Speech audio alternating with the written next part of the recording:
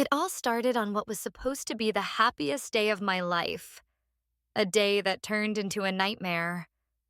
As I stood at the altar in my white gown, the reality of who my fiancé truly was hit me like a freight train. His charming smile masked the monster beneath, and I knew I couldn't go through with it. Without thinking twice, I lifted my heavy wedding dress and ran as fast as my legs could carry me, leaving behind the illusion of perfection he had so carefully crafted. My heart pounded in my chest like a drum, each beat screaming for survival. But escaping wasn't as easy as I'd hoped. Just when I thought I had put enough distance between us, I heard voices. Familiar ones. Panic surged through me as I realized they belonged to people close to him. I ducked behind a delivery truck in the parking lot, clutching the fabric of my dress to silence its rustling. Every breath felt deafening, every movement a potential giveaway. And then, disaster struck. The hem of my dress snagged on the undercarriage of the truck. I tugged frantically, but the seconds ticked by agonizingly slow. The sound of footsteps grew louder, closer. My mind raced. What if they found me? What would he do to me? As if things couldn't get worse, a gunshot rang out in the distance. The sharp crack echoed through the air, freezing me in place. He was desperate, willing to scare anyone into helping him hunt me down. My knees buckled, and tears streamed down my face, blurring my vision. For a moment, I thought about giving up, letting him drag me back to the life I despised. But something inside me refused to surrender. Summoning every ounce of courage, I yanked the dress free and bolted again, ignoring the searing pain in my feet from broken heels. That's when I saw it. A door slightly ajar, leading to an unfamiliar room. It was my only chance. With trembling hands, I pushed it open and slipped inside, praying no one would follow. The moment I pushed open the door to Richard's room, chaos erupted. The heavy wooden door swung inward with a loud creak, and in my frantic attempt to steady myself, I accidentally knocked over a large lamp perched precariously on a side table. It crashed to the floor with an ear-splitting shatter that seemed to echo through the entire building. My heart stopped. Every nerve in my body screamed that we were doomed. Before I could even process what had happened, Richard sprang into action. With lightning speed, he darted across the dimly lit room, flicking off the lights just as voices began to murmur outside the door. "Stay quiet," he hissed under his breath, grabbing my wrist and pulling me toward a shadowy corner behind a tall bookshelf. I stumbled after him, still clutching the tattered remains of my wedding dress, my mind racing with panic. The sound of approaching footsteps grew louder, each step reverberating like thunder in my ears. For a fleeting second, I wondered if this stranger would turn me over to my fiancé, or worse, if he was somehow involved with him. His piercing gaze bore into mine as he whispered urgently, "Who are you? Why did you break into my room?" His suspicion was palpable. It hung thick in the air between us. He clearly thought I might be some sort of criminal or con artist, and who could blame him? I was disheveled, wild-eyed, and trembling from head to toe. But before I could explain, the doorknob rattled ominously. Someone was trying to get in. Without hesitation, Richard pressed a finger to his lips, signaling for absolute silence. We held our breaths as the handle jiggled once more, then stilled. Whoever it was moved on, their footsteps fading into the distance. Once the immediate danger passed, Richard turned to me again, his expression a mix of frustration and curiosity. "You've got about 2 minutes to tell me why you're here," he said firmly, crossing his arms. I opened my mouth to speak, but no words came out. Instead, I gestured helplessly at my ruined gown, tears welling up in my eyes.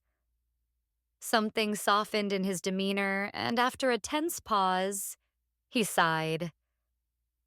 Fine. Change first. You can't stay like that. He rummaged through a drawer and tossed me an old sweatshirt and pair of jeans. They were comically oversized. His sweatshirt practically swallowed me whole, and the pants pooled around my ankles despite being rolled up multiple times. Despite the absurdity of the situation, Richard couldn't suppress a chuckle. Well, Superman doesn't usually wear baggy clothes, does he? He teased lightly, breaking the tension. For the first time since fleeing the altar, I felt a flicker of calm, and maybe even hope. The nightmare I thought I had escaped came crashing back into my life with a vengeance. Just as Richard and I began to feel a fragile sense of safety, the door burst open, and there he was, my fiancé. At first glance, he looked every bit the polished gentleman, impeccably dressed, hair perfectly styled, and a smile that could charm anyone who didn't know him.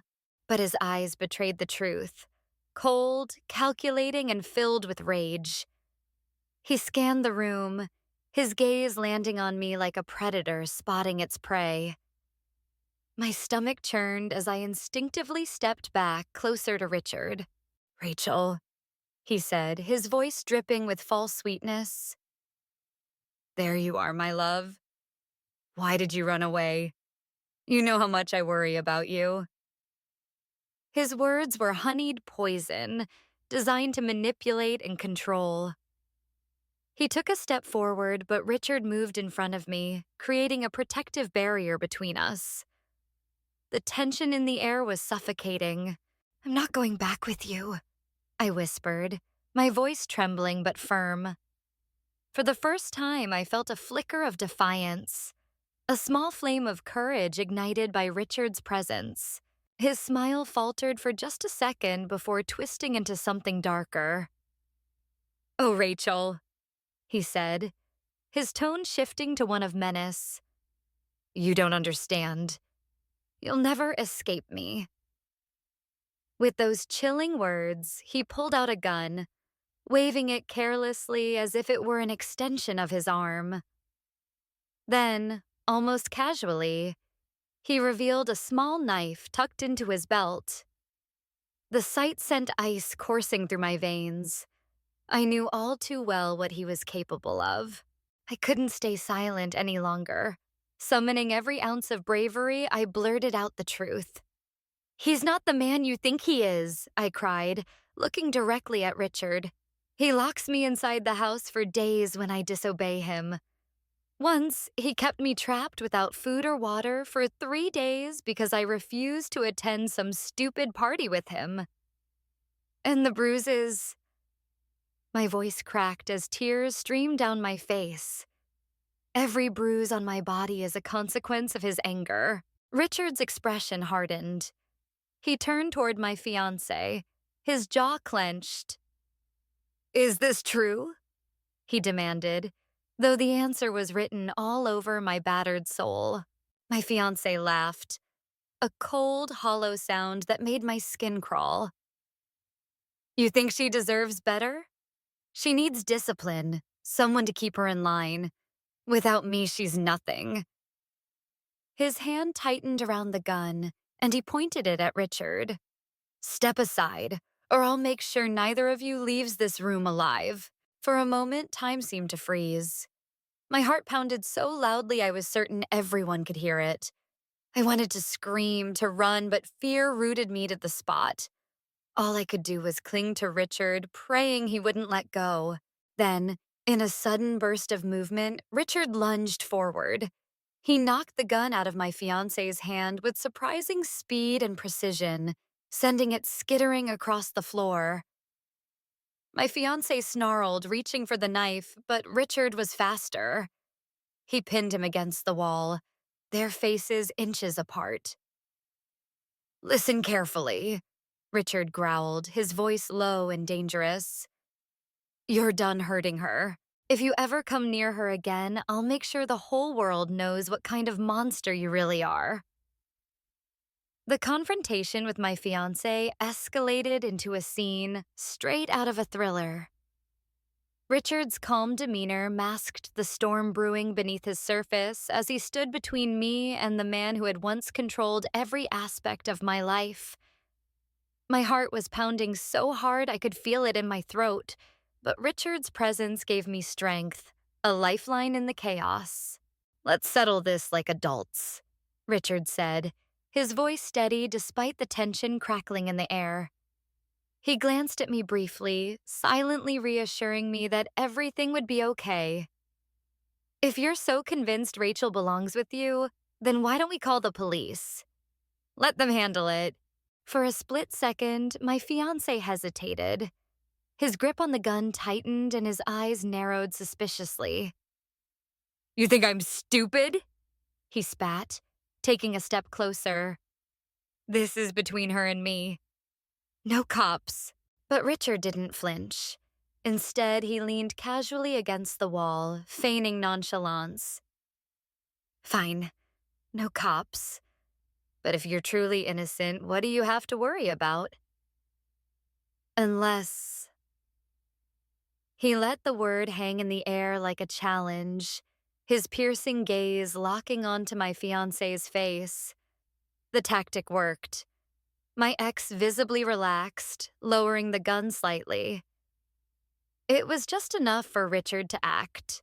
Before anyone could react, my fiancé lunged forward, brandishing the knife he'd been hiding. Time seemed to slow as the blade flashed dangerously close to Richard's side. I screamed, certain he'd been hit, but Richard moved with lightning speed. With one swift motion, he grabbed the wrist holding the knife, twisting it until the weapon clattered to the floor. Then, using his other hand, he snatched the gun from my fiancé's loosened grip. "You shouldn't have done that," Richard growled, his tone colder than I had ever heard it. For the first time, I saw the full extent of his determination. He wasn't just protecting me, he was fighting for me. My fiancé stumbled backward, his composure crumbling as panic set in. "You think you can save her?" he sneered, trying to regain control of the situation. "She'll never leave me. She's mine." "No," Richard snapped, stepping closer. "She stopped being yours the moment you laid a hand on her. And trust me, if you ever come near her again, I'll make sure everyone knows exactly what kind of monster you are." His words were sharp, cutting through the lies my fiancé had spun for years. As the two men faced off, I felt a surge of emotions. Gratitude, fear, and something deeper I couldn't quite name. Richard shielded me with his body, refusing to back down even when my fiancé tried to lunge again. This time, though, Richard was ready. A single punch sent my ex sprawling to the ground, clutching his jaw in shock. Blood trickled from a cut on his lip, a small price for the hell he'd put me through. Richard turned to me, his expression softening. "Are you okay?" he asked, his voice filled with genuine concern. I nodded, tears streaming down my face. In that moment, I realized how much he had risked, not just for me, but for the chance to give me a new beginning. His bravery wasn't just an act of heroism. It was a declaration that I deserved better, that I was worth saving. The sound of approaching sirens shattered the tense silence, and within moments, 2 police officers burst into the room. My fiancé's expression shifted instantly from rage to calculated manipulation. Before anyone could speak, he pointed an accusatory finger at Richard. "This man is dangerous. He's been abusing her." His voice was laced with venom, his words designed to turn the situation in his favor. For a split second, my heart sank. What if they believed him? What if Richard, who had risked everything to protect me, ended up being punished instead? But Richard didn't falter. With calm precision, he stepped forward, addressing the officers directly. "Officers, I suggest you check your records on this individual before jumping to conclusions." His tone was authoritative yet respectful, commanding attention without raising suspicion. One of the officers nodded and began typing on their tablet. It only took seconds for the truth to surface. My fiancé's history of domestic violence appeared glaringly on the screen. The officer's demeanor shifted immediately as they turned to him. "Sir, we're going to need you to come with us." My ex-fiancé's face contorted in fury as realization dawned on him. He'd been caught, but even then, he refused to let go of his control over me. As the officers cuffed him, he locked eyes with me, his gaze filled with hatred and malice. "You'll never find happiness without me," he spat, his voice low but cutting through the air like a blade. "No one will ever love you the way I do." The weight of his words hit me like a punch to the gut, stirring up every fear and doubt I thought I'd left behind. I felt myself trembling, my knees threatening to buckle under the intensity of his glare. But then Richard's hand found mine. A simple gesture, yet it grounded me completely. His touch reminded me that I wasn't alone anymore. Someone was standing by my side, ready to fight for me. As the officers led him away, he twisted violently, shouting one last threat over his shoulder. "You'll regret this, Rachel. Mark my words." His voice echoed hauntingly down the hallway, leaving behind a chill that lingered long after he was gone. The final image etched into my mind was his eyes, burning with resentment and vengeance, as he disappeared through the door. When the commotion finally subsided, Richard turned to me, his expression soft but serious. "He can't hurt you anymore," he said firmly. "But I know it's not easy to leave something like that behind. If you want to talk about it, or if you just need time, I'm here." His words were a lifeline, pulling me out of the storm inside my head. In that moment, surrounded by chaos and uncertainty, I realized how much Richard truly cared, not because he saved me, but because he stayed. After everything that had transpired, I found myself caught in a storm of conflicting emotions. The weight of my past pressed heavily on me, while the promise of a new beginning with Richard flickered like a fragile flame. My mind raced with doubts and fears.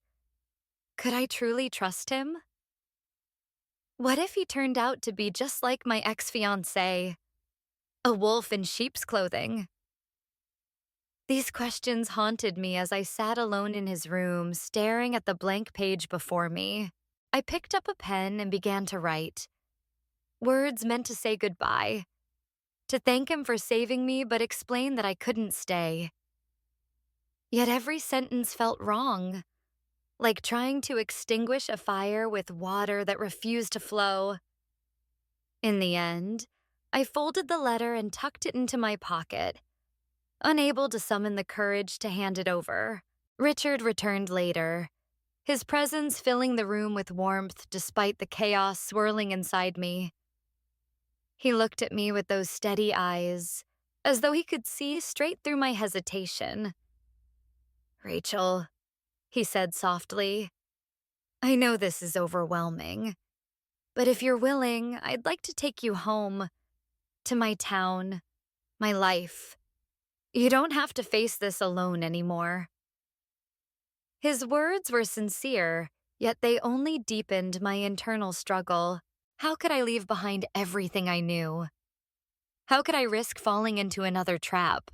"No," I blurted out, surprising even myself. "I can't. I'm scared. I have responsibilities. I need to return the dress, figure out what comes next." My voice trailed off, weak and unconvincing. Richard didn't push back. Instead, he nodded thoughtfully. "Of course, I understand. But Rachel?" He paused, stepping closer until our eyes met. "You deserve better than fear, better than pain, and if you ever decide you're ready, you'll always have a place with me." His patience was maddening and beautiful. Days passed, and though I avoided giving him an answer, he never wavered. He continued to support me, offering quiet reassurance without demanding anything in return. Slowly, almost imperceptibly, my walls began to crumble. I realized that Richard wasn't asking for perfection. He wanted me, flaws and all. One evening, as we stood together watching the sun dip below the horizon, I finally spoke. If you're still offering, I'll go with you. Anywhere, even to the ends of the earth. My voice trembled, but my resolve didn't. For the first time in years, I felt hope, not just for safety, but for love. As the sun dipped below the horizon, painting the sky in hues of gold and crimson, Rachel and Richard stood side by side, their hands intertwined. The world around them seemed to fade into silence, leaving only the two of them against the vast expanse of possibility. It was a moment heavy with symbolism, a new beginning born from chaos, a testament to the courage it takes to break free from the past and embrace uncertainty. Yet even as they gazed toward the future, Rachel couldn't ignore the weight of judgment lurking behind her. Whispers followed her like shadows. Friends, acquaintances, strangers, all dissecting her decision to flee her wedding. How could she leave him? What will people think? The voices echoed relentlessly, but Rachel chose not to listen. She had spent too many years living for others. Now, she would live for herself. Richard squeezed her hand gently, pulling her back from the storm brewing in her mind. "You're stronger than you think," he murmured, his voice steady and reassuring. His words were simple, yet they carried the weight of everything they had been through together. The danger, the fear, the moments of hope that had flickered like fragile flames in the darkness. Rachel turned to look at him, truly look at him, and saw not just a savior, but a partner who believed in her when no one else did, including herself. In that moment, clarity washed over her like a tidal wave. Love wasn't just an emotion, it was a force, a lifeline that pulled her out of despair and gave her the strength to face whatever lay ahead. Real love isn't just a fleeting feeling, she said aloud, her voice trembling but resolute. It's the power to heal even the deepest wounds. The words felt like a revelation, not just for herself, but for anyone who had ever doubted their worth or feared taking risks for happiness. The journey ahead wouldn't be easy. There would still be challenges, doubts, and days when the scars of her past threatened to resurface. But standing there with Richard, she realized something profound. True happiness required sacrifice, not just from others, but from within herself. It meant choosing bravery over fear, trust over suspicion, and love over pain. And as they walked away, hand in hand, ready to face whatever came next, Rachel knew one thing for certain. This was only the beginning. Some people leave scars, others leave lessons. Burn and reborn stories that break you, then rebuild you.